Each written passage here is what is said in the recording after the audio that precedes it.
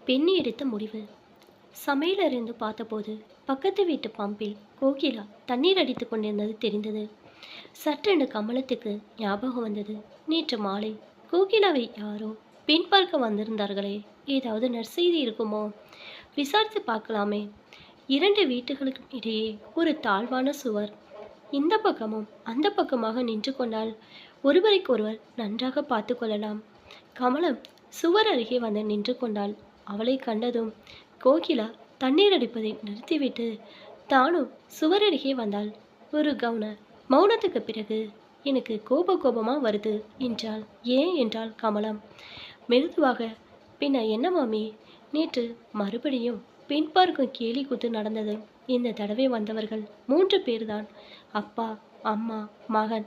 நான் பட்டு புடவையும் நகைகளும் பின்னலும் பூவும் மையும் பொட்டுமாக அலங்காரம் பண்ணிட்டு வந்தேன்.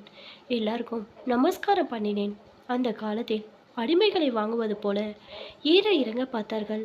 வாயத்திற்கு சொல்லி பல்லை பார்ப்பதற்கு பதில் பாட சொன்னார்கள். நானும் பாடினேன்.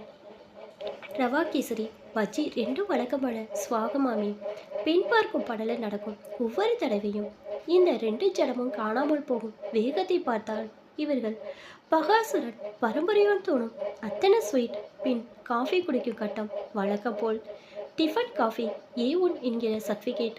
அதற்கு அப்பா, எல்லாம் எங்க கோகிலா பண்ணதாகும் என்று வாய் கூசாமல் பின் போய் டிஸ்கஸ் பண்ணி கடிதம் எழுதுகிறோம் என்ற ரொட்டீன் வார்த்தைகள். கோபம் எப்படி வராமல் இருக்கும் சொல்லுங்கள். பையனுக்கு உன்னை பிடிச்சிருக்கிறதா தெரியாது. உனக்கு பையனை பிடிக்கல, எனக்கு யாரையுமே பிடிக்கல. இந்த மாதிரி ஒவ்வொரு தடவையும் அவமானப்படுறது கட்டோடு பிடிக்கல. உங்களுக்கு தெரியுமா மாமி, நேற்று வந்த பார்ட்டி, என்னை பெண் பார்க்க வந்த 10வது பார்ட்டி. நேற்று நான் 10வது தடையாக அதே பாட்டை பாடினேன். 10வது தடையாக அம்மா பஜ்ஜி கேசரி பண்ணி அதை நான் பண்ணதாக அப்பா போய் சொன்னார். எனக்கு கோபமாய் வருது மாமி. கூடவே துக்கமாக வருது. உறவு எதுவும் இல்லை, வெறும் பக்கத்து வீட்டுக்காரி தான் என்றாலும் கமலத்துக்கு கோகிலாவிடம் அன்பு பரிவும் பெருமளவுக்கு இருந்தன. கமலத்துக்கு 55 வயது. ஒரே மகனும் அவன் மனைவியும் வேலைக்கு போகின்றவர்கள். அவர்கள் வீட்டு சமையலறைந்து பார்த்தால் பக்கத்து வீட்டு சமையலறை தெரியும். கோகிலாவும் தன் பெற்றோருக்கு ஒரே குழந்தைதான். வயது இப்போது 19 தான் என்றாலும் நம்பதான் முடியவில்லை. அதற்குள் எவ்வளவு கோபம், அலுப்பு. அவள் இடத்தில் யார் இருந்தாலும் அவளத்தனை இல்லாவிட்டால் அவளுக்கு மேலேயே அழுத்துக் கொள்வார்கள் என்று நினைத்து கொள்வாள் கமலம். அன்று காலை 10:30 மணி இருக்கும். கோகிலா வழக்கம் போல் அழுக்கு துணிகளும் வாலியமாக குள்ளாடிக்கு வந்தபோது பக்கத்து வீட்டு வேலைக்காரி ஓடி வந்தாள். பெரியம்மா பாத்ரூமில் விழுந்துட்டாங்க, அழுதுகிட்டே உட்கார்ந்துருக்காங்க. அம்மா, கமலம் மாமி விழுந்துட்டாங்களா? நான் போய் பார்க்கிறேன் என்று கூவியவாறே பக்கத்து வீட்டுக்கு விரைந்தாள் கோகிலா. குளியலறை தரையில் கமலம் பரிதாபமாக உட்கார்ந்திருந்தாள். எழுந்திருக்க முடியல. கோகிலா வலது காலை கீழே வைக்க முடியல என்றவள் பச்சை குழந்தை போல் வாய்விட்டு அழுதாள். வேலைக்காரியின் உதவியோடு அவளை தூக்கி நிறுத்தி இடது காலை மட்டும் ஊன்ற சொல்லி தாங்கி பிடித்து அழைத்து வந்து படுக்கையில் படுக்க வைத்தாள் கோகிலா. ஒரு வலி நிவாரணி மாத்திரை கொடுத்துவிட்டு தொலைபேசி மூலம் மாமியின் மகனுக்கும் பின் மருமகளுக்கு விஷயத்தை சொன்னாள். அவர்கள் வரும் வரை கமலத்தின் அருகே அமர்ந்திருந்தாள். டாக்ஸியில் உட்கார்ந்து ஆஸ்பத்திரிக்கு சென்ற கமலம் ஸ்ட்ரெச்சரை படுத்தபடி ஆஸ்பத்திரி வேனில் திரும்பினாள். வலது காலை சுற்றி கனமான இரும்பு வளைய பொருத்தப்பட்டிருந்தது. 5 கிலோவாவது இருக்குமே. இதை எதற்கு மாமியின் காலோடு இணைத்திருக்கிறார்கள்? இதோடு எப்படி நடக்க முடியும் என்று கோகிலா யோசித்த போது மாமியின் மகன் நிலைமையை விளக்கி சொன்னார். கமலத்தின் வலது கால் இடுப்போடு சேரும் இடத்தில் எலும்பு விரிசல் ஏற்பட்டிருக்கிறது. நல்ல வேளையாக முறிவு இல்லாமல் விரிசலோடு தப்பித்து விட்டாள். அதனால் ஆபரேஷன் செய்ய வேண்டிய அவசியமில்லை. சில வாரங்களில் விரிசல் கூடிவிடும்.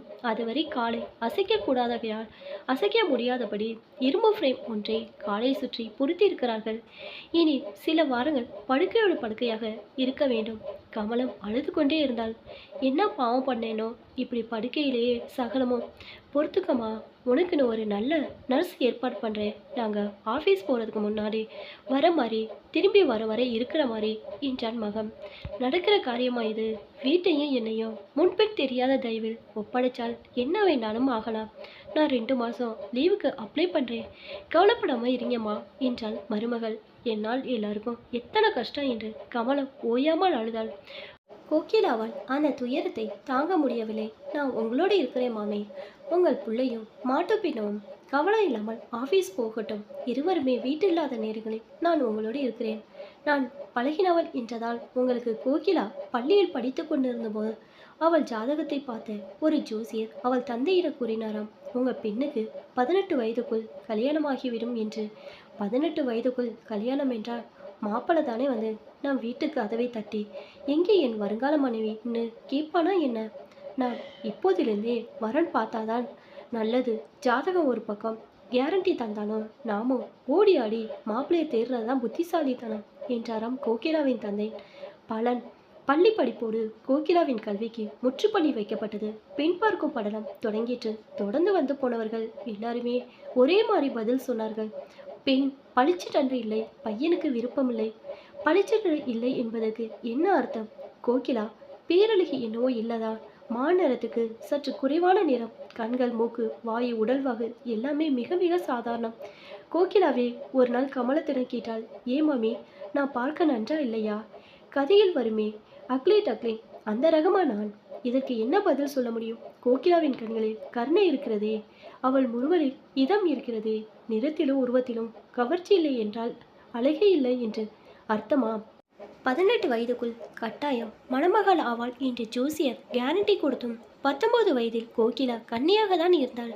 பள்ளி படிப்போடு கல்வி நின்று போனதுதான் கைமேல் பலன். கடைசியாக பெண் பார்க்க வந்தவர்கள் பையனுக்கு விருப்பமில்லை என்று எழுதின போது அவள் தந்தை கோகிலாக்காக ஒருவன் இனிமேலா பிறக்க போறான், அவன் எங்கேயோ இருக்கதான் இருக்கிறான் என்று பதிலளிக்க முடியாத கேள்விகளாக கேட்டார். கோகிலாவுக்கு கோபமும் அலுப்பும் மட்டுமல்லாமல் சிரிப்பு கூட வந்தது. கூச்சமாக இருக்காதா? நிஜமாக தான் சொல்றாயா என்று கமலமும் அவள் குடும்பத்தினரும் ஆச்சரியப்பட கோகிலாவின் பெற்றோர் திகைத்தார்கள். மகளை தனியா அழைத்து சொன்னாள் கோகிலாவின் தாய், நீ புத்தி சுவாதீனத்தோடு தான் பேசுறியா? ஒரு கிழவிக்கு நர்ஸ் வேலை பார்க்கறது ஸ்லோவாக நினைச்சியா? இதில் என்ன கஷ்டமா? நான் கூட இருந்தா மாமி நிம்மதியாக இருப்பார், கால் நன்றாக குணமாகும். மாமி சகல தேவைகளையும் கவனிக்கணும், அசிங்க பார்க்கக்கூடாது. அவருடைய முணுமுணுப்பையும் புலம்பலங்களையும் சதிச்சுக்கணும். நான் முகம் சுளிக்காம இருந்தா மாமியே முணுமுணுக்கவோ புலம்பவோ போகிறாள். நீ ஏன் முந்திரி கொட்ட மாதிரி நான் உதர்வேன்னு உளறி கொட்டினாள். ஏன்னா மாமிக்கு இப்போது உதவி தேவை, அந்த உதவியை என்னால் தர முடியும். நீ ஒரு பைத்திய கோகிலா. அப்படியா? வாக்கு கொடுத்தபடியே கமலத்தின் மகனும் மருமகளும் அலுவலகம் சென்ற பிறகு அவளை கவனித்துக் கொள்ள கோகிலா ஆச்சரானாள். மாமியின் தேவைகளை உணர்ந்து அவற்றை பூர்த்தி செய்வதில் அவள் எந்தவித அருவருப்பையும் அடையவில்லை. துயரப்படும் ஒரு மனித பிறவியின் துயர்களின் போது அவள் முகத்தில் நிம்மதியும் வளர்ச்சியும் தோன்றுகிறவே. இந்த காட்சிக்கு ஈடாக ஒரு காட்சி இருக்க முடியுமா? பொறுமைக்கு சேவைக்கும் இதைவிட சிறந்த பரிசு கிடைக்க முடியுமா? நாள் மேல் நாளாக நழுவிற்று. கமலம் இப்போதெல்லாம் அழுவதில்லை. கோகிலாவின் சேவையில் மென்மையும் இதமும் இருந்ததை உணர்ந்தவள் தான் சிரித்தமமாக இருப்பதுதான் நன்றிக்கு ஒரே வழி என்று உணர்ந்தாள். தான் பிறந்து வளர்ந்த ஊரை பற்றியும் தன் சிறுமி பருவத்தை பற்றியும் சிறு சிறு சுவாரஸ்யமான சம்பவங்களை பற்றியும் அழகழகான கதைகளை சொன்னாள். ஹாசியமும் சிரிப்புமாக நாட்கள் நகர்ந்தன. எதிர்பார்த்தபடியே எலும்பிலிருந்த விரிசல் சில வாரங்களிலே மறைந்துவிட்டது.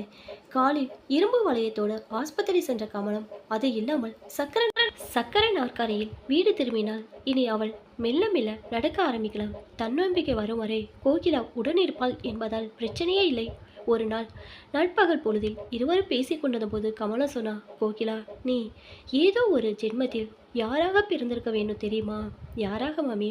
ஃப்ளாரன்ஸ் நைட்டிங்கல் என்று நிகரட்ட நர்ஸாக. இது என்ன திடீர்னு ஞான உதயம் மாமி என்றாள் கோகிலா புன்முனைத்தவாறு. உன் கண்களை பார்த்தால் மனம் அமைதியடைகிறது, உன் புன்னையை பார்த்தால் மனசில் தைரியம் பிறக்கிறது, உன் ஸ்பரிசத்தில் துயர்களையும் ஏதோ தன்மை இருக்கு, உடல் வலி குறைஞ்சு போகிறது. இதெல்லாம் தவிர உன் பேரையே எடுத்துக்கொள். கோகிலா. கோகிலா என்கிற சமஸ்கிருத வார்த்தைக்கு அர்த்தம் நைட்டிங்கல் என்று ஆங்கிலத்தில் சொல்லும் பறவை. பொருத்தமாக இல்லையா? கோகிலா வாய்விட்டு சிரித்தாள். பொருத்தமோ இல்லையோ, எத்தனை அன்போடு சொல்கிறீர்கள். அதற்கு ரொம்ப ரொம்ப நன்றி மாமி. மாதங்கள் மறைந்தன. உங்க 2 பேருக்கும் தெரியுமா? கோகிலாவின் ஜாதகத்தை போன தடவை பார்த்து ஜோசிய சொன்னானே, அவன் மகா மடையன் என்றார் கோகிலாவின் தந்தை. மனைவி மகளிடம் எப்படி என்றால் கோகிலாவின் தாய். வேறு ஒருவனிடம் அவள் ஜாதகத்தை காட்டினேன். இவன் கெட்டிக்காரன். பார்த்த உடனே இவன் இந்த பெண்ணுக்கு 20 வயசுக்கு மேலதான் கல்யாணம் ஆகும்னு சொன்னான். 20 வயசுக்கு மேல் எத்தனை வருஷம் என்றால் கோகிலா. என்னது 21, 26, 30, 40 எல்லாமே 20க்கு மேலே தானாப்பா. வாயை மூடு, அதிக பிரசங்கி. என்ன தெரிகிறதோ இல்லையோ, எதிர்த்து பேச தெரியுது. பேசாமல் என்னை காலேஜில் சேர்த்து விடுங்களப்பா. ஏன் இன்னும் ஆவேசத்தோடு எதிர்த்து பேசவா? இப்போ நான் சொல்கிறத கவனமாக கேள். ஞாயிற்றுக்கிழமை உன்னை பின்பற்க ஒரு பார்ட்டி வருது. அடக்க ஒடுக்கமாய் நடந்துக்கொள். புரிகிறதா? அப்பா, இன்னுமா உங்களுக்கு இந்த கேலி கூத்து அழுக்கலை? எது கேலி கூத்து? பெண் பார்க்குறது நம்ம ஊர் சம்பிரதாயம். இது கேலி கூத்துனா காதல் கல்யாணம் தான் சிறப்போ? ஏன்னா உன் புத்தி இப்படி கோணல் மாணலாய் வேலை செய்கிறதோ? கோகிலா பதில் சொல்லவில்லை. மற்றொரு பிள்ளை வீட்டார் விஜயம். மற்றொரு முறை விருப்பமில்லை என்ற நிராகரிப்பு. இறைவா! வெள்ளிக்கிழமை காலை கோகிலாவின் தாய் அவளிடம் ஒரு பெரிய பையையும் பணத்தையும் கொடுத்தாள். கூடவே நிறைய உபதேசம் செய்தாள். நேரா பஸ் ஸ்டாண்டுக்கு போ. வழியில் யாரோட பேசாத. பஸ் வருவரே பொறுமையாய் காத்திரு. பஸ்ஸில் எந்த தடையினாவது பல்லை இழுத்தால் வேறு பக்கம் பார். ஜாமான் வாங்கும் லிஸ்ட்டும் பணமும் பத்திரம். லிஸ்ட்டுனா என்ன? பிரமாத லிஸ்ட்டு. கேசரிக்கு ரவை, நெய், முந்திரி, திராட்சை, பச்சைக்கு கடலமாவு, இதெல்லாம் தானே? ஆமாம், இதெல்லாம் தான். அம்மாவின் குரலில் எரிச்சல். அப்பாவின் குரலை போல். பஸ் ஸ்டாண்டில் அதிக நேரம் காத்திருக்க வேண்டாதபடி உடனே பஸ் வந்துவிட்டது. கோகிலா ஏறிக்கொண்டாள். கூட்டமான கூட்டம். உட்கார இடம் கிடைக்கவில்லை. ஒரு கையால் பையையும் மறு கையால் எதிர் சீட்டை பிடித்தபடி நின்று கொண்டாள். பஸ் கிளம்பிட்டு. பஸ்ஸில் 4-5 இளைஞர்கள் பார்வை பெண்கள் பக்கம் படரவிட்டதை கவனித்தாள். தன்மேல் பட்ட பார்வை சகஜமாக அகழ்வதை கவனித்தாள். மற்ற பெண்கள் மேல் பார்வைப்பட்டு அசிங்கமாக குத்தி நிற்பதை கவனித்தாள். அம்மாவின் உபதேசம் நினைவுக்கு வந்தது. எந்த தடியானது பல்லை இடிச்சால் வேறு பக்கம் பார். சற்றென அவளுக்கு ஒரு உண்மை உணர்வாயிற்று. எத்தனையோ முறை அவள் பஸ்ஸில் பயணித்திருக்கிறாள். கூட்டத்தில் நின்று ஜாமான்கள் வாங்கியிருக்கிறாள். யாருமே அவளை பார்த்து பல்லை இழுத்ததில்லை. நான் அத்தனை குரூபியா என்று ஒரு கணம் எண்ணி மனம் நொந்தாள். ஆனால் சற்று யோசித்தும் அந்த எண்ணம் அகன்றது. குருபியான ஒருத்தியை கண்டாள். காண்பரை முகத்தில் கண்களில் கொஞ்சமாவது அதிர்ச்சி தோன்றும். அவர்களை காண்பர்களிடம் அந்த அதிர்ச்சி இல்லை. அவள் மேல் சாதாரணமாக படிந்த பார்வை சாதாரணமாக அவளை ஆராய்ந்து சாதாரணமாகவே விலகிற்று. அதில் அதிர்ச்சியும் இல்லை, சுவாரஸ்யமும் இல்லை. என் தோற்றம் யாரையும் சலனப்படுத்தவில்லை, யாரையும் ஈர்க்கவில்லை.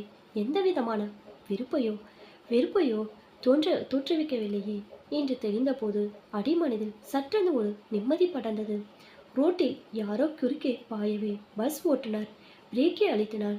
பஸ் எதிர்பாராமல் குலுங்கி நின்றது. கோகிலா ஒரு கணம் தடுமாறினாள். ஆனால் விழாமல் சமாளித்தாள். கையில் இருந்த பை மட்டும் நழுவி விழுந்தது. அவள் அருகே நின்றிருந்த ஒரு வாலிபன் குனிந்து அதை எடுத்து அவளிடம் கொடுத்தான். ஓ, தேங்க்ஸ் என்று அதை பெற்றுக்கொண்டாள் கோகிலா.